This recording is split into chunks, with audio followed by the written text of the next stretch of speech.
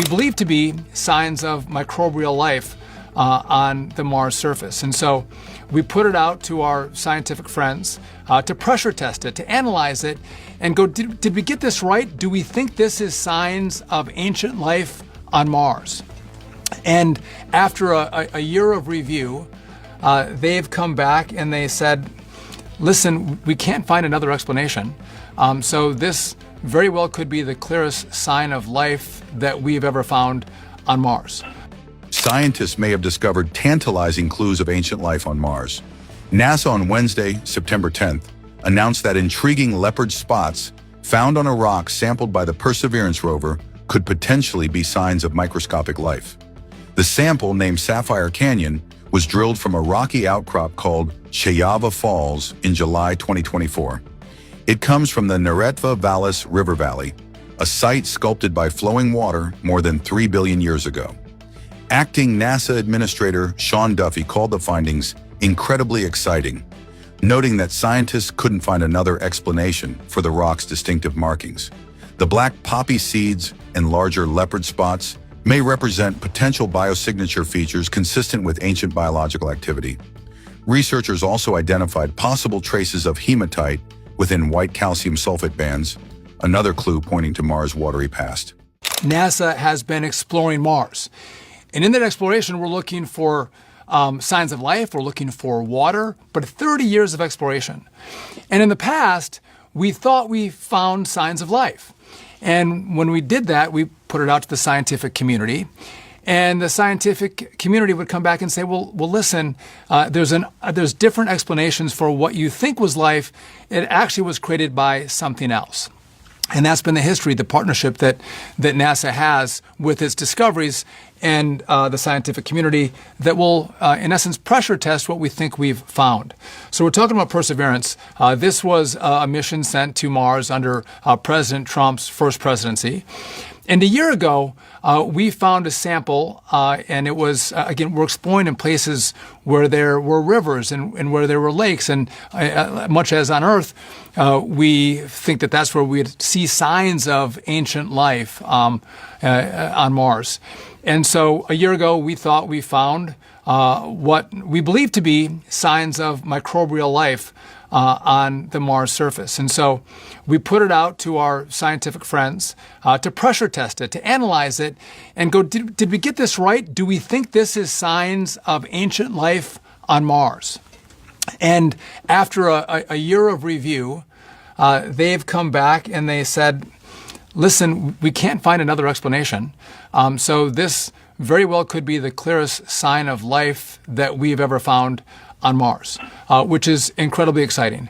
Again, we're gonna break that down for all of you with our lead scientists here at NASA, those who have been involved.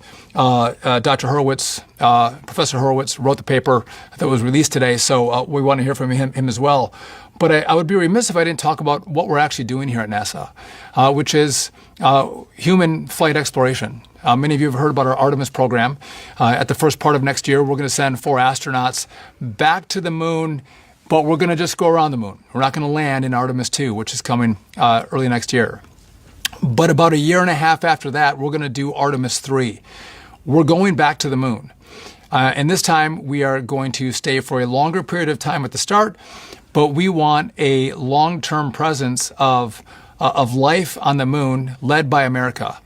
And what's important with this mission is what we learn on this mission to the moon is going to help us to actually put American boots on Mars.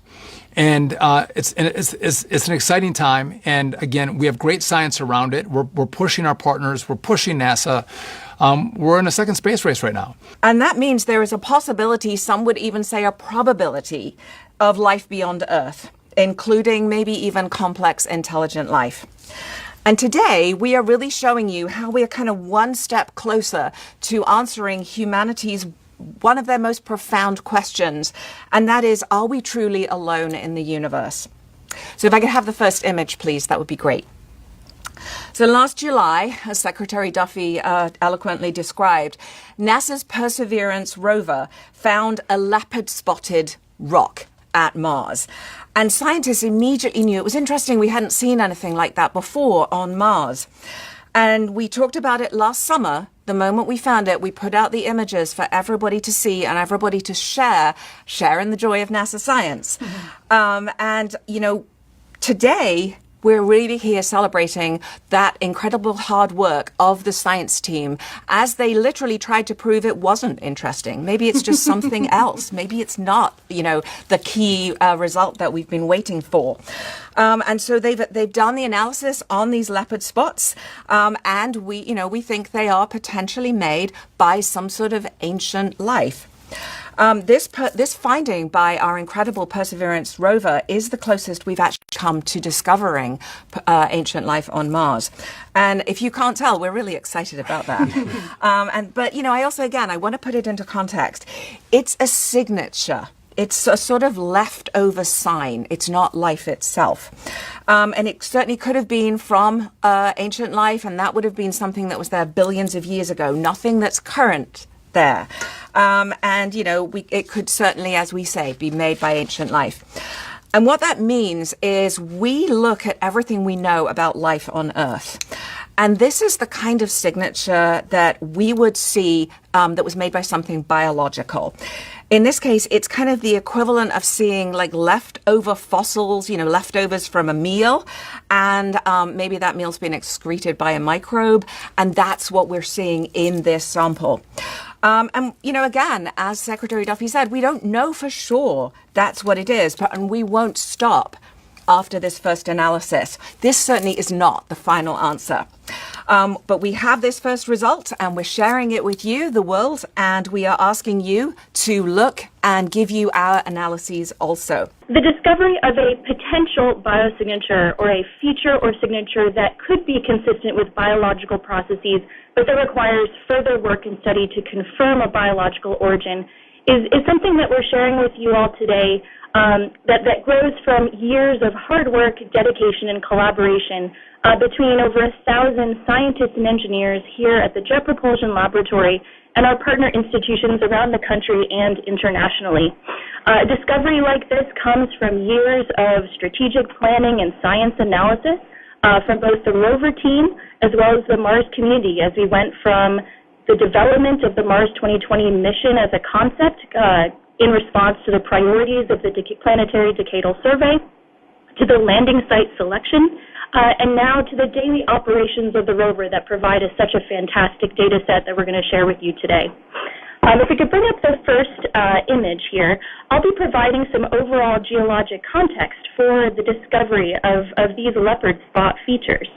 The Perseverance rover landed in Jezero crater in 2021, and this site was selected as the result of a multi-year community effort because we decided that this site was truly the best place to accomplish the Mars 2020 mission goals of seeking signs of ancient life on Mars and putting together a collection of rocks for possible return to Earth in the future.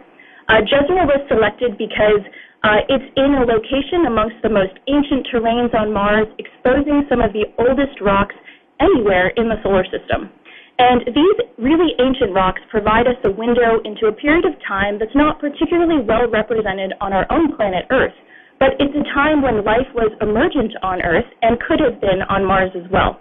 Jezero is also indisputably the site of an ancient lake, which we know because we have two river valleys entering into the crater and a river valley exiting the crater through which water flowed out of the crater. During the first 4 years of the mission, Perseverance explored three main geological terrains within the crater. The rover landed on the crater floor, which was a sequence of igneous rocks, including lava flows and igneous cumulus, that had a number of interactions with water and preserved probably micro-environments that were likely habitable. The rover then transitioned to the western fan. It's a sequence of sedimentary rocks whose sediments were transported from ancient terrains out of the crater into the crater in a relatively long-lived and stable lake, delta, and river setting. The rover then transitioned to what we call the margin unit. This was a thick sequence of igneous rocks that really distinguished themselves by strong orbiter spectroscopic signals of the minerals olivine and carbonate. After the margin unit exploration, the rover had a chance to traverse into the Retva Vallis, which is the main feeder river valley that once fed the ancient lake that was present in Jezero. And this river valley, more than 3.5 billion years ago, this valley would have been filled with rushing rivers carrying mud, sand, and gravel from outside the crater into the lake inside the crater. This kind of energetic setting was probably punctuated by periods of calm when water would have backed up, creating a relatively low-energy lake environment where deposition by settling from suspension could have occurred. Eventually, though, this water dried up, the lakes and rivers dried up, and the Bright Angel outcrop was revealed. And this outcrop records for us a potential habitable environment that we can study and the rover can explore on the surface of Mars today.